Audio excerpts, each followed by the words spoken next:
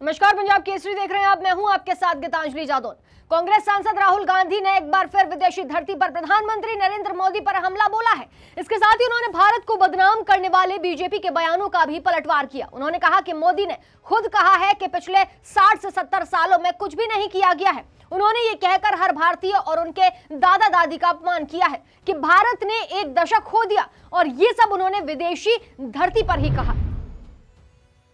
दरअसल राहुल गांधी लंदन में Indian journalist association के कार्यक्रम में बीजेपी के उन आरोपों को पलटवार कर रहे हैं जिनमें उन पर भारत को बदनाम करने का आरोप लगाया गया है। इतना ही नहीं, इस दौरान उन्होंने अपनी भारत जोड़ो यात्रा की तुलना 3 दशक पुरानी बीजेपी की रथ यात्रा से की। उन्होंने कहा कि बीजेपी की भी रथ यात्रा थी, एक अंतर है। उस यात्रा का केंद्र एक रथ था जो राजा का प्रतीक है। हमारा रथ लोगों को जुटा रहा था और गले लगा रहा था। राहुल ने यह भी कहा कि आरएसएस और बीजेपी को हराने की जरूरत लोगों के मन में गहराई तक बैठ गई है। भारत जोड़ो के दौरान कई दृष्टिकोण थे। इस यात्रा में बहुत अंडर करंट था। उन्होंने कहा कि हम संस्थागत ढांचों से लड़ रहे हैं। आरएसएस और बीजेपी ने उन संस्थानों को अपने कब्जे में ले लिया है जिन्हें तटस्थ रहना चाहिए। राहुल से जब यह पूछा गया कि क्या आप अगले पीएम उम्मीदवार होंगे, इस पर उन्होंने कहा कि इस पर अभी कोई चर्चा नहीं हुई है। सेंट्रल आइडिया भाजपा और आरएसएस को हराना है। उन्होंने साफ शब्दों में कहा कि कैम्ब्रिज लेक्चर में उन्होंने